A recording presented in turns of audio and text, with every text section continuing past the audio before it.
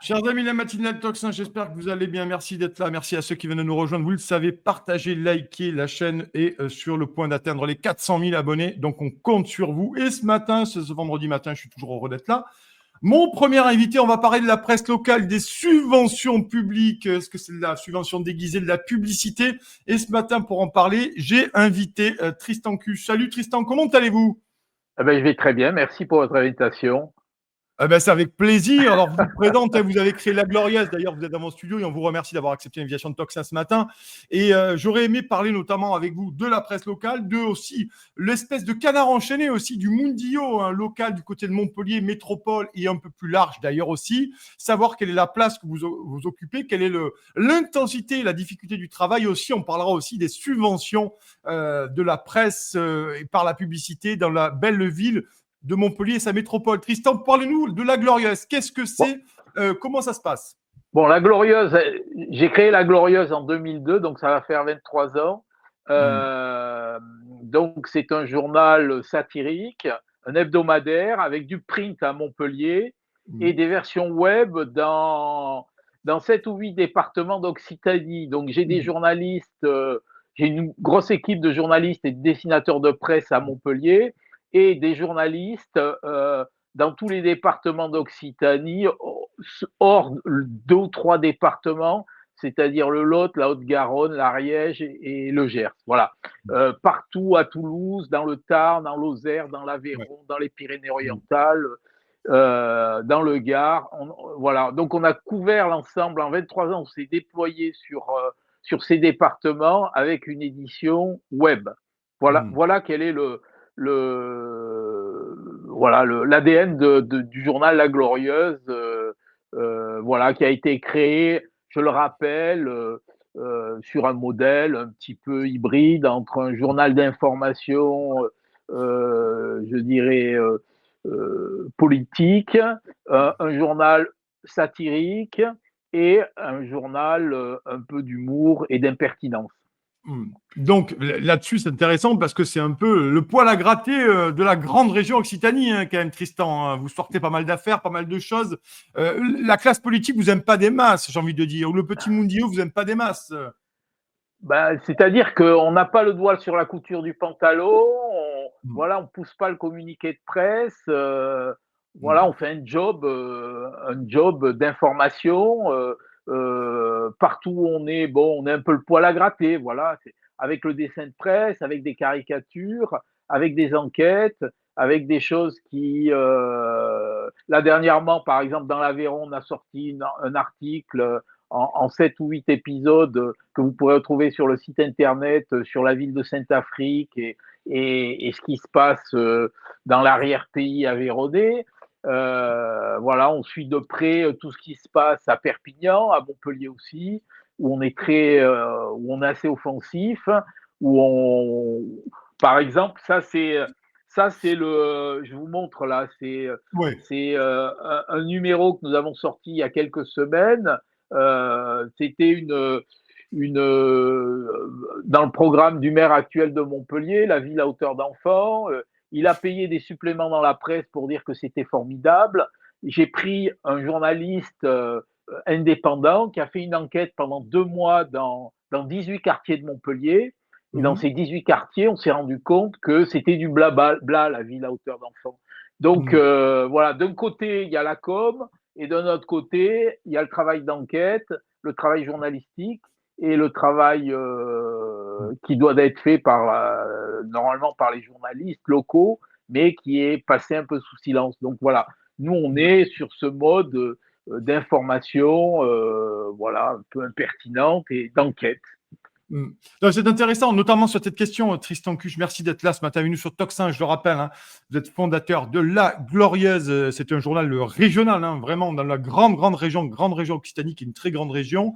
Journaliste satirique, média satirique, vous l'avez dit, impertinent également aussi, et vous levez pas mal de choses. Et moi, je vous ai appelé, Tristan, notamment sur la question de la façon dont la métropole de Montpellier, pas que la métropole de Montpellier ou la ville de Montpellier, comme pas mal de métropoles en France, donne finalement de la publicité aux médias locaux. Donc, ça aussi, c'est une vraie question de fond aujourd'hui. Cette enquête, c'est un exemple que vous venez de citer, mais c'est un vrai exemple aujourd'hui. vous prenez le maire de Montpellier, là, qui est un maire socialiste, écologiste, qui est le gendre idéal. Euh, bon, pendant la campagne qui a précédé son élection, on l'a interviewé 4 fois sur notre média, parce qu'on a un média, une web TV aussi. On publie un interview toutes les semaines depuis 9 ans. On l'a interviewé 3 fois. La première chose qu'il fait en arrivant à la mairie, voilà, on avait quelques abonnements qui étaient servis à la mairie. Il supprime les abonnements, il supprime le flux de communiqués pour voir un petit peu ce qui se passe. Bon, on n'a pas besoin de ça, mais Ouais. si vous voulez, c'est quand même important. C'est une petite mesquinerie du service communication de la mairie et de la métropole pour nous bloquer, pour pas nous avoir sur les conférences de presse, pour qu'on ne soit pas là, pour qu'on pose des questions qui soient des questions qu'il faut poser. Voilà, c'est un peu un maire progressiste, en fait, qui a des méthodes un peu autoritaires envers la presse, qui n'est pas une presse qui est une presse, comme je disais tout à l'heure, qui pousse le communiqué de presse, voilà, une presse d'enquête, une vraie presse. Donc, bon, voilà, c'est étonnant parce qu'on avait des relations apaisées avec les anciens maires qui nous aimaient pas trop, mais en Ouais. fait, bon, qui nous supportaient parce que c'est comme ça, il faut supporter les gens, même s'ils sont pas dans votre, comment dirais-je, s'ils font pas la même chose que les autres. C'est ça la liberté de la presse. Et on se rend compte d'une chose que c'est pas le cas. Donc bon, voilà, ça fait plusieurs années. Alors le pire, c'est à Perpignan, hein, parce qu'à Perpignan, c'est aussi voilà, on se fait démonter là. Ouais.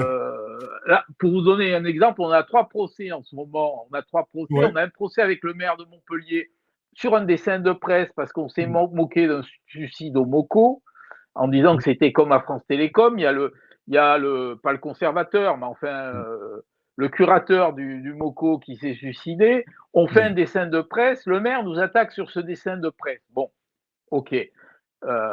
Ensuite, à Perpignan, on fait un article sur la mairie en disant qu'il n'y a aucune annonce de recrutement sur le site de la mairie. En gros, que tout se fait par copinage. Bon, voilà. Le DRH de la mairie il nous attaque. Bon, à chaque fois, un procès, c'est un billet de 2500, 3000, 4000 euros, simplement pour ouvrir un dossier. Donc, et puis tous, ils ont la protection fonctionnelle. C'est une honte. Et là, demain, Carcassonne, on dénonce qu'une association sociale uniquement subventionnée s'achète un SUV à 60, 80 000 euros pour le président. Alors bon, voilà. Et là, retour au tribunal. Donc les gens, voilà, on est harcelé, donc on se bat, on fait comme on peut, et voilà. Mais c'est dur,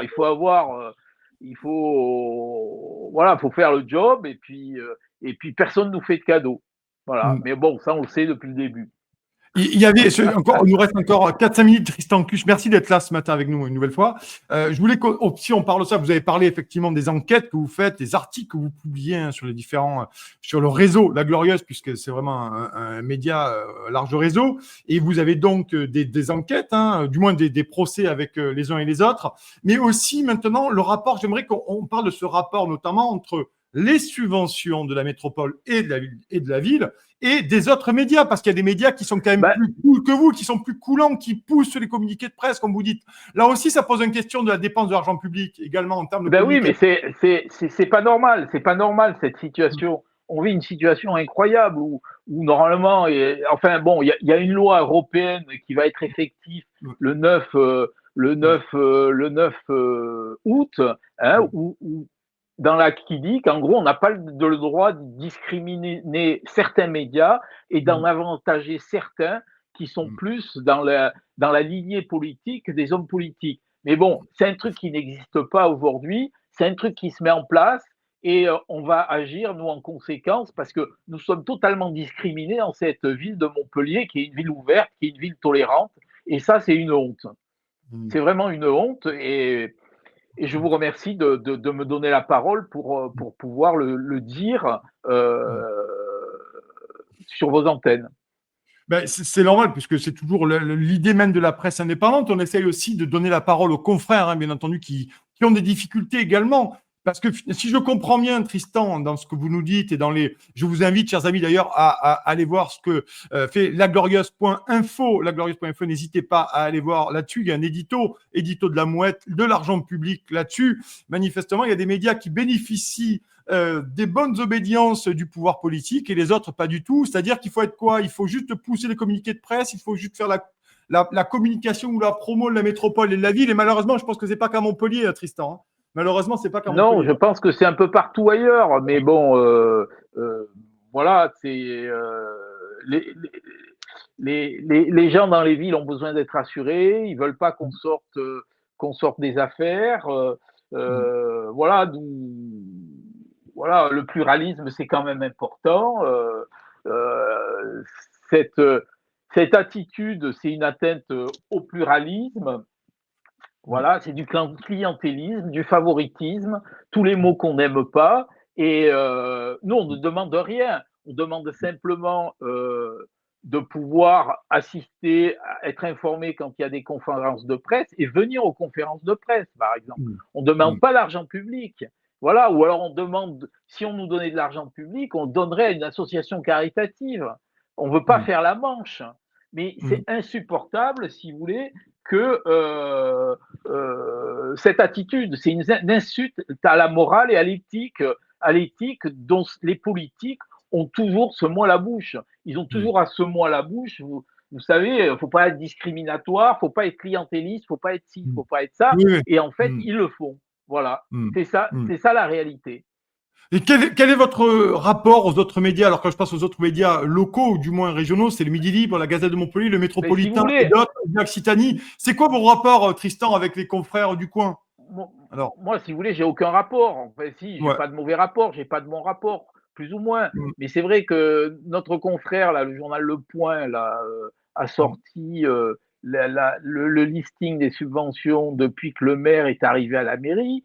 Il y en mm, a euh, pour la presse, il y a pas loin de 6 millions d'euros, 6-7 mm, millions d'euros, et puis plus la communication locale. Donc, on a estimé au doigt mouillé que ça faisait 10 millions d'euros. Voilà, quand vous voyez les montants, plus de 3 millions et demi au groupe Midi Libre, bon, le groupe Midi Libre, ils vendent un certain nombre d'exemplaires à Montpellier, mais nous, on vend un certain nombre d'exemplaires.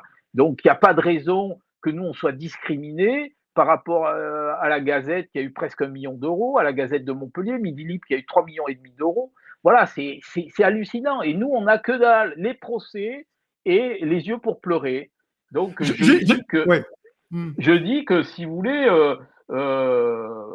voilà, il y a une espèce d'injustice, une espèce de, c'est pas qui, d'iniquité au niveau politique. Voilà. Si les politiques fonctionnaient comme ça, par exemple avec les quartiers, en Mm. disant je mets tout sur des quartiers et rien sur des autres, ça se passerait pas comme ça. Voilà, Mm. s'ils mettaient tout au centre-ville de Montpellier, dans l'écusson, où il y a une clientèle touristique et étudiant et qui mettait rien, Mm. je ne sais pas, aux Cévennes ou à la Paillade, il y aurait Mm. une levée de bouclier. Dans la presse, ça se passe et personne ne dit rien. Et tous Mm. ceux qui prennent le pognon, ils rasent les murs. Alors, Mm. moi, je dis non. Ouais. Ben, et on l'a entendu, toute dernière question, on a 1 minute. Merci Tristan Cuche maintenant d'être là, fondateur de La Glorieuse à Montpellier. C'est un site internet et un journal papier satirique impertinent. N'hésitez pas à aller voir ce que font Tristan Cuche et ses équipes. Dernière toute question, finalement, ça pose le modèle économique, Tristan. Les médias que vous citez, Midi Libre, la Gazette, Métropolitain, les autres, et vous, par rapport à vous, j'ai envie de dire, est-ce que ces médias pourraient continuer à exister s'ils ne touchaient pas ces subventions publiques ou de moins réduire considérablement la voilure? Vous connaissez bien le secteur, est-ce que ça serait possible ou pas? Je ne sais pas, je ne peux pas me prononcer pour leur Ouais. part. Bon, la presse, même la grande presse, est Mm. fragile. La petite presse, n'en parlons pas. Donc voilà, mais bon, s'ils le font, c'est qu'ils en ont besoin. Ils ont Mm. peut-être plus de journalistes que nous, qui les payent de façon, voilà, qui ont plus d'ancienneté. Voilà, nous on paye tout le monde, on paye nos dessinateurs. Voilà, on est Mm. vertueux, on Mm. a j'ai 6 journalistes qui travaillent dans l'équipe de La Glorieuse.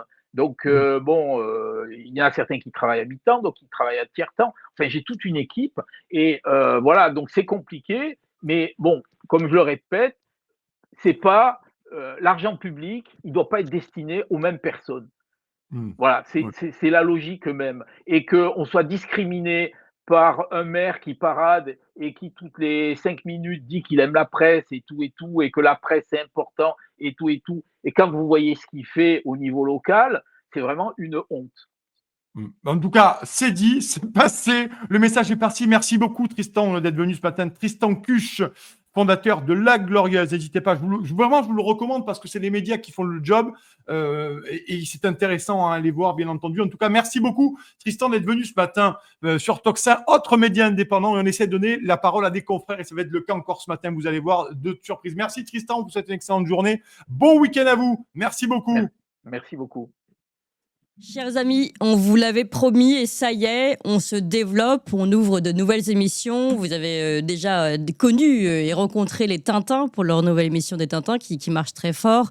Évidemment, l'émission d'André Berkoff. Cette semaine sort une nouvelle émission scientifique. On va tenter de poser de véritables questions sur des débats scientifiques qui ne sont pas fermés, contrairement à ce que on veut nous faire croire. Donc pour toutes ces émissions et encore d'autres, comment reprendre le pouvoir politique aussi, une autre émission à suivre, et puis des émissions historiques, géopolitiques et bien d'autres qui vont arriver. Il nous faut de la place parce que évidemment la première chaîne est déjà très prise par toutes les émissions et diffusions du matin notamment. Donc il faut qu'on ouvre une nouvelle chaîne et il faut que vous suiviez le mouvement surtout et que vous ayez tout de suite vous abonner à la nouvelle chaîne. Il faut aussi en parler à tout le monde. On compte vraiment sur vous parce que si on veut ouvrir ces nouvelles émissions, il faut que vous suiviez le mouvement et vraiment que vous alliez vous abonner tout de suite à la nouvelle chaîne YouTube. C'est pas compliqué, c'est gratuit, ça se fait en 2 clics. On vous met tout de suite le lien là, pouf, il apparaît. Le lien, vous pouvez vous abonner. C'est Toxin Plus, c'est ça, la nouvelle chaîne YouTube, Toxin Plus, pour toutes les émissions de l'après-midi. Donc, vous pouvez la trouver sur Toxin-Plus en lettres majuscules ou tout simplement, on va vous mettre le lien et vous cliquez immédiatement. Je vous fais confiance. Allez-y tout de suite. 1, 2, 3, Toxin Plus, allez-y.